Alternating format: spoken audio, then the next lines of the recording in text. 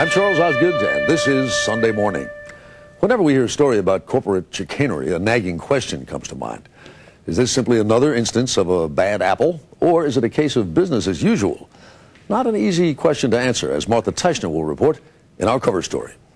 I was the biggest liar in North America, maybe in the world. So why would MBA students, CPAs, and lawyers pay good money to hear him talk about business ethics? See, I don't have to be smarter than you to manipulate you. I only have to be smarter than you think I am. What better way to learn about corporate fraud than to go talk to a corporate crook? Let's just face it, if everybody behaved ethically, you wouldn't be talking to me. This Sunday morning, that's exactly what we do. But first, the headline. Is corporate wrongdoing simply business as usual, or is it the rare exception to the rule? As Martha Teichner is about to demonstrate, answering that question is no simple matter. Do you swear that the testimony you're about to give is the truth? Andrew Fastow. And nothing but the truth. During my time at Enron, I was immensely proud of what we accomplished. Jeffrey Skilling. I have, however, been instructed by my counsel not to testify. Kenneth Lay. Forever, their names will be synonymous with the colossal crash of Enron. Remember David Duncan of Arthur Andersen? Mr. Duncan, Enron robbed the bank. Arthur Andersen provided the getaway car, and they say you were at the wheel. I must respectfully decline to answer the questions of this committee. Then there's Bernie Evers and Scott Sullivan of WorldCom. The Regas family of Adelphia. Members of the Regas family systematically looted the corporation through a wide variety of, quite frankly, brazen thefts. Add to the role of dishonor Dennis Kozlowski of Tyco. I wish to assert my constitutional rights. Sam Waxel of Imclone. Martha, is there any plea bargain you would and his friend Martha Stewart. I think this will all be resolved in the very near future, and I will be exonerated. In the eyes of the public, at least, our little who's who has come to stand for the most astonishing white-collar crime wave in American history. The resulting losses, staggering, in billions of dollars, in thousands of jobs, in trust. You put your trust in them and you put your money in it, and then you lose it. White-collar guys always have to say, I'm not a criminal. Meet Mark Morze. And there's always this belief that I'm just doing it this one time, and my motives are so pure. I don't want this company to fall apart. I don't want these people to lose their jobs. One of the best ways to make sure white-collar crimes don't happen... If you ever wondered about the psychology of the white-collar criminal, Morze is your man. If you want to build a better hen house, ask a fox. This guy spent 5 years in federal prison for criminal fraud. He lost everything he had. Let's just face it, if everybody behaved ethically, you wouldn't be talking to me now. Now he teaches ethics at the Graziadio School of Business at California's Pepperdine University. You have to learn tools that can find fraud today. He also lectures to CPAs and lawyers all over the country. Herein lies a cautionary tale that begins with complacency. And not one person ever asked me, how do you make those profits? Why do you use cashier's checks? Why can't we see an original source document? No one ever asked. And that's, of course, the biggest irony of the whole thing. Especially considering how outrageous the story of the ZZZZ Best carpet cleaning fraud was. The company was started in 1981 by a 15-year-old whiz-kid entrepreneur named Barry Minko. Yes, 15. In his parents' garage. Z-Best. It was a pretty good business. I'm Barry Minko, president of Z-Best Carpet Cleaning. Ads on TV, trucks all over Southern California. Don't worry, I can handle my people. Don't worry. But by the time he was 19, Barry Minko wanted to be the king of carpet cleaning.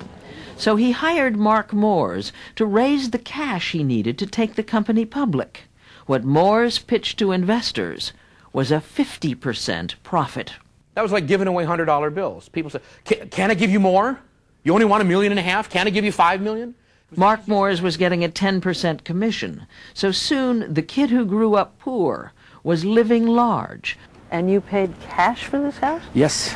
Buying houses. Well, I think it had about 7 or 8 bedrooms. At one point, Morze says he had 5 cars. I had a Rolls Royce, which to me was the definition of somebody who's made it. I had a Porsche Turbo, I had a Jaguar V12. I had a couple of Mercedes. All that money was supposedly coming from huge multi-million-dollar repair and restoration projects to office buildings. The only trouble, they were all fake. Like this non-existent $7 million project, supposedly requiring 379,000 square yards of carpet. We could have carpeted the floors, the ceilings, the walls, and the entire outside of the building and not use up that carpet. But no one ever asked. At his seminars now, Morze shows samples of the bogus paperwork he manufactured to make the jobs look real. If I didn't do that, our public offering wouldn't happen. And if our public offering didn't happen, I would not get about $2.5 million in cash and about $4 million in stock. Simple truth was, I was greedy, and I certainly didn't see it as stealing. It is only through real reform that investor confidence will be restored. 20 years later, New York Attorney General Eliot Spitzer is going after a new generation of white-collar criminals. These are people who are stealing money that should be used for a pension, for retirement. They may not do it with a gun, but the result is just as invidious and just as criminal. Last year, Time magazine named him Crusader of the Year. Nobody else was willing to take on the big brokerage houses. Spitzer managed to nail them with whopping fines in the hundreds of millions of dollars for publicly promoting stocks they privately knew were money losers. Over time, regulators who are supposed to examine an industry sort of fall into a sense of complacency, especially during a decade like the 90s when everybody's making so much money. Nobody wants to rock the boat. After the economy imploded and the stock market tanked and fraud of all sorts was exposed in the mire left behind when the sea of 90s cash drained away, you'd think that corporate America would be wallowing in shame and regulators at all levels would be knocking themselves out to rebuild trust. Not so, says Eliot Spitzer. I wish there was greater contrition.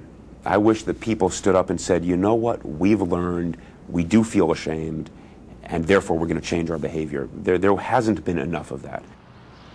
No sooner had he gone after the big investment houses than they went to Washington, and Spitzer says effectively wrote a bill currently making its way through Congress, called the Securities Fraud Deterrence Act. Well, there's some parts of the bill that are very good. But it includes an amendment that would wipe away the power of state prosecutors to go after securities fraud. This is an amendment that the securities industry has been pushing for years. Why? Because they don't want us chasing them. It's very simple. Still, after Enron, Congress forced more accountability on corporate America. It passed the Sarbanes-Oxley Act. Now, CEOs and CFOs have to personally swear that their company's financial statements are true or risk going to jail. The law imposes stiffer fines and doubles prison terms for white-collar criminals. It also protects whistleblowers, like Enron's Sharon Watkins. And it forces auditors to do more than make sure the numbers add up. William Paroli is president of the Rhode Island Society of Certified Public Accountants. We've had situations where clients have pulled apart our financial statement and attempted to revise it. He's had to outsmart clients trying to tamper with his audits. Well, we've always tried to have our stationery be unique. It's one way that we ensure, again, that it came from us. But to put the burden on accountants to find fraud, Paroli thinks is wrong. How do we get around crooks in the boardroom? That can't be the job. That would be an impossible task. If you're an auditor in the auditing business and the standard becomes you go out and you find fraud, and then you put the stamp on it that says there's no fraud, who would take that job? No auditor's going to take that on. I don't believe that anyone would accept that engagement. So, as an ordinary American who is not an accountant, I'm supposed to sit here and say fraud is inevitable? Of course fraud is inevitable. It's just at what percentage, what rate. What you want to do is you want to minimize it. Mark Morze remembers the deterrent effect Lompoc Prison had on him. Prison, bad place. Don't go there. When he was sentenced, the judge told him, it's a bad time to be a white-collar criminal. Morze says right now is also a bad time. He predicts that some of those executives in the headlines will go to prison for a long time to learn the lesson he learned the hard way. I brought a great deal of pain to people, and I sat there and looked and said, I got an 8-year sentence. I served 5 of it, and I think I deserved every minute that I was there. And I wished I had thought about it beforehand. I wished I had heard somebody like me before, but I didn't.